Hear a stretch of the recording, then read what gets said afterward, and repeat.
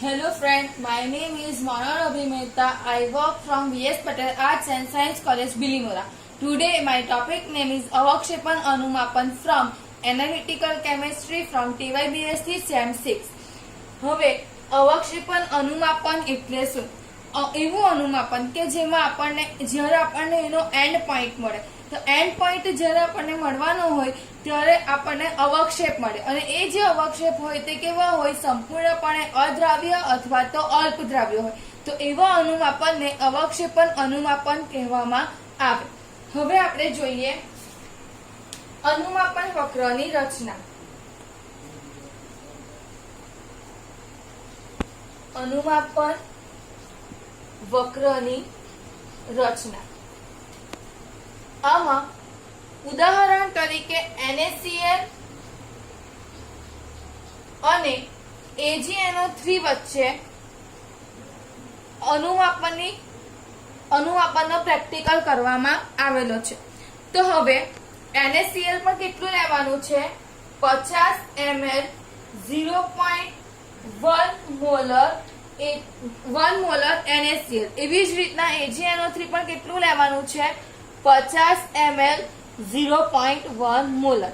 એટલે અનુમાપન કોની બે વચ્ચે કરવામાં આવશે?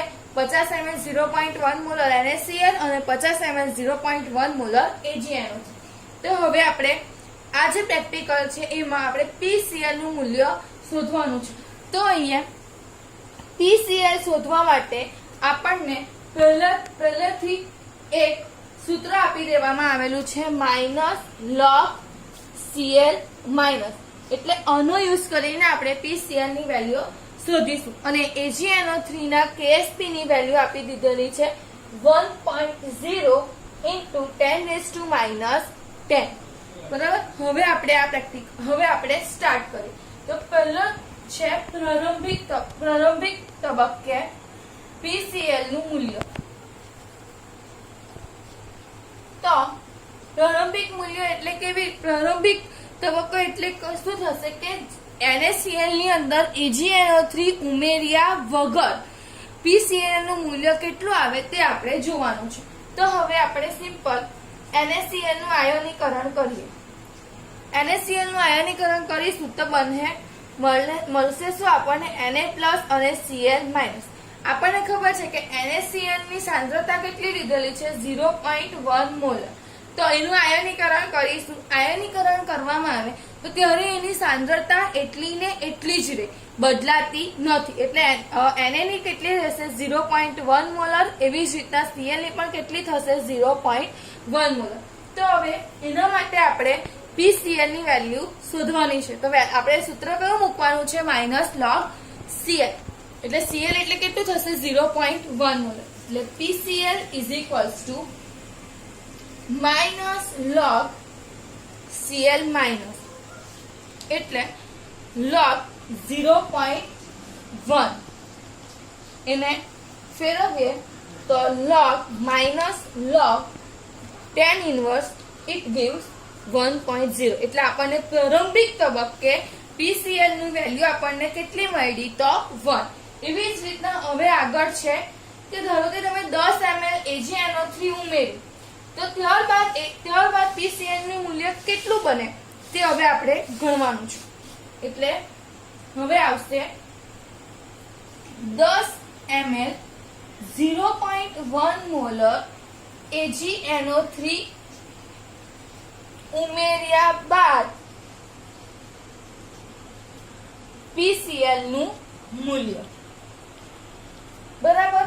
તો હવે આપણે NaCl કેટલું લીધેલું હતું? 50 ml. એની અંદર આપણે AgNO3 કેટલી ml એડ કર્યું? 10 ml. તો હવે આપણે જોવાનું છે 50 ml 0.1 મોલર NaCl માટે Cl ના મિલીમોલ.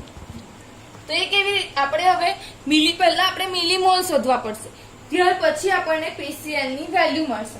તો આપણે શું કરવાનું? મિલીમોલ કેવી રીતના શોધવામાં આવે? આપણે દ્રાવણ કેટલું લીધેલું છે? 50. એની સાંદ્રતા કેટલી છે? 0.1. એટલે કેટલા થશે? 5.0. એવી જ રીતના AgNO3 આપણે કેટલું લીધેલું છે 10 ml, એની સાંદ્રતા કેટલી છે 1, 10 ml AgNO3 ના દ્રાવણમાં Ag+ ના મોલ કેટલા થશે 10 ગુણ્યા 0.1 is equals two 1.0.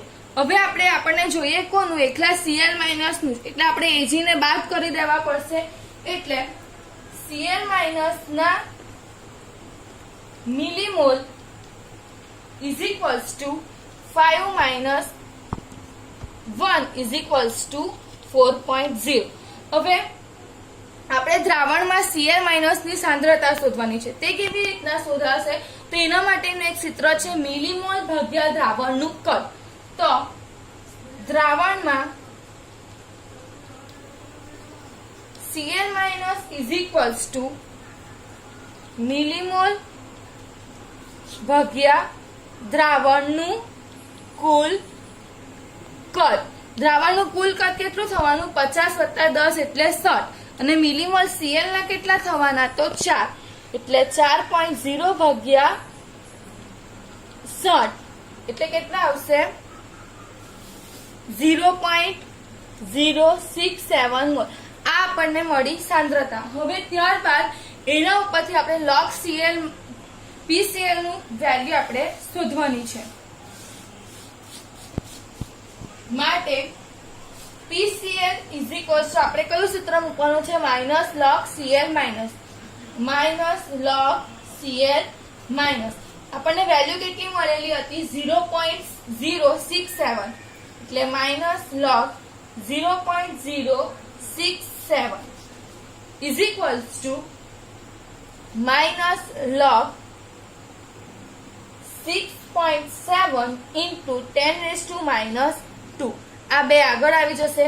2 minus log 0.6.7 is equals two જવાબ કેટલો આવશે 1.17. બરાબર. તો 10 ml AgNO3 ઉમેર્યા બાદ PCl નું મૂલ્ય કેટલું થશે તો 1.17. એવી જ રીતના 49.9 ml AgNO3 ઉમેર્યા બાદ PCl નું મૂલ્ય કેટલું થાય એ આપણે શોધવાનું છે. 49.9 ml AgNO3 ઉમેર્યા બાદ PCl નું મૂલ્ય. તો હવે આપણે જોવાનું છે NaCl નું કેટલું હતું. NaCl ના આપણે ડાયરેક્ટ શોધી કરીએ તો NaCl આપણે કેટલું લીધેલું હતું 50, એટલે NaCl ના દ્રાવણમાં Cl ના મિલીમોલ ઇઝ ઇક્વલ્સ ટુ 50 ગુણ્યા 0.1 ઇઝ ઇક્વલ્સ ટુ 5.0. એવી જ રીતના AgNO3 ના દ્રાવણમાં Ag+ ના મિલીમોલ ઇઝ ઇક્વલ્સ ટુ 49.9 ગુણ્યા 0.1 એટલે 4.99. હવે આપણને એકલા જોઈએ કોના Cl માઇનસ ના, એટલે આપણે 5 માઇનસ એટલે NaCl ના મિલીમોલ અને AgNO3 ના મિલીમોલ આપણે બાદ કરીશું. બરાબર. એટલે દ્રાવણમાં Cl માઇનસ ના millimole is equals two 5.0 minus 4.99 is equals to 0.01. હવે દ્રાવણમાં Cl માઇનસ ના મિલીમોલ ભાગ્યા દ્રાવણનું કુલ કદ. મિલીમોલ આપણા કેટલા છે 0.01, દ્રાવણનું કુલ કદ કેટલું થશે 50 વત્તા 49.9 એટલે 99.9 એટલે એનો હવે ભાગાકાર કરીશું તો શું જવાબ આવશે 1.0 into 10⁻⁴ મોલ. આ આપણી થઈ સાંદ્રતા. હવે એ સાંદ્રતા પરથી આપણે કોનું મૂલ્ય શોધવાનું છે PCl નું. તો સૂત્ર આપણને ખબર છે -log Cl માઇનસ. તો હવે ડાયરેક્ટ આપણે મૂકી દઈએ PCl minus is equals to -log Cl minus log 1.0 into 10⁻⁴ is equals to 4 minus log 10 is equals to 4 minus 0 is equals to જવાબ આવશે 4. એટલે જ્યારે 49.9 ml AgNO3 આપણે 50 ml 0.1 નોર્મલ NaCl માં એડ કરીએ ત્યારે આપણા PCl ની વેલ્યુ કેટલી થશે 4. એવી જ રીતે સમતુલ્ય બિંદુએ PCl નું મૂલ્ય શોધવાનું છે. તો સમતુલ્ય બિંદુએ એટલે શું થશે કે 50 ml આપણે NaCl લીધેલું છે ને એ 50 ml NaCl ની અંદર 50 ml AgNO3 ઉમેરી દઈએ ત્યાર પછી PCl ની વેલ્યુ કેટલી આવે તે આપણે જોવાનું છે. તો હવે સમતુલ્ય બિંદુ એ તો જોઈએ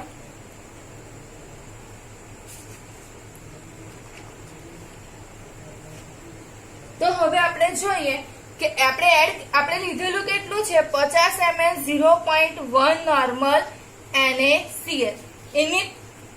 એની પ્રક્રિયા કોની સાથે કરવાની છે કેટલા ml 50 ml 0.1 મોલર AgNO3 બરાબર. તો હવે જ્યારે અનુમાપન સમતુલ્ય બિંદુએ અહીંયા આપણે સમતુલ્ય બિંદુ પ્રાપ્ત થવાનું તો આ સ્થિતિએ Ag પ્લસ અને Cl માઇનસ ની સાંદ્રતા કેવી હોવાની સરખી એટલે આપણે એને ધરી લઈએ x મોલર બરાબર. હવે Ksp is equals to x square પણ x is equals to √ Ksp અને AgCl ની આપણને Ksp ની વેલ્યુ આપી દીધેલી છે કેટલી 1.0 into 10⁻⁻10 તે આપણે ડાયરેક્ટ અહીંયા મૂકી દઈએ is equals to 1.0 into 10⁻⁻10 એટલે એનું સ્ક્વેર રૂટ કરીશું અથવા તો વર્ગમૂળ કરીશું તો બનશે 1.0 into 10⁻⁵ એટલે PCl સમતુલ્ય બિંદુએ PCl PAG નું મૂલ્ય કેટલું થશે 5 બરાબર. હવે આગળ આપણે જોવાનું છે કે 50 ml 0.1 નોર્મલ AgNO3 ની 50 ml 0.1 મોલર NaCl ની અંદર જ્યારે 60 ml AgNO3 ઉમેરીએ ત્યારબાદ આપણને PCl ની વેલ્યુ કેટલી મળે તે આપણે જોઈએ. 60 ml AgNO3 ઉમેર્યા બાદ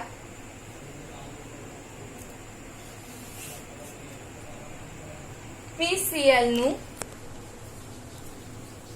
મૂલ્ય. તો હવે જોવાનું છે NaCl ના દ્રાવણમાં Cl માઇનસ ના મિલીમોલ કેટલા થવાના 5. કેવી રીતે કે 50 ml ગુણ્યા 0.1 એટલે કેટલા થશે 5.0. પણ હવે આપણે લીધેલું કેટલું છે 60 ml AgNO3 ના દ્રાવણમાં Ag પ્લસ ના મિલીમોલ is equals to 60 ગુણ્યા 0.1 એટલે કેટલા થશે 6.0. હવે આપણે અહીંયા અત્યાર સુધી આપણે જોયું તેમાં શું હતું કે Cl ના મિલીમોલ ની વેલ્યુ વધારે હતી Ag કરતા. પણ હવે જ્યારે Ag ની વેલ્યુ વધી જાય ત્યારે આપણે પહેલા શું કરવું પડે PAG નું મૂલ્ય શોધવું પડે અને તેના પરથી PCl નું મૂલ્ય શોધવું પડે. તો આપણે હવે એ જોઈએ. તો હવે આપણે કોના માટે શોધવાના છે? PAG. એટલે AG નું લેવાનું. એટલે દ્રાવણમાં AG પ્લસ ના millimole is equals two 6.0 minus 5.0 is equals to 1.0. ત્યારબાદ દ્રાવણમાં Ag plus is equals to મિલીમોલ ભાગ્યા દ્રાવણનું કદ is equals to 1.0 50 વત્તા 60 એટલે 1.0 ભાગ્યા 110 is equals to 9.1 into 10⁻⁻5 mall. હવે PAG ની વેલ્યુ આપણને મળી ગઈ. હવે એને શામાંથી બાદ કરવાની? હવે એક સૂત્ર છે PAG plus PCl is equals to 10.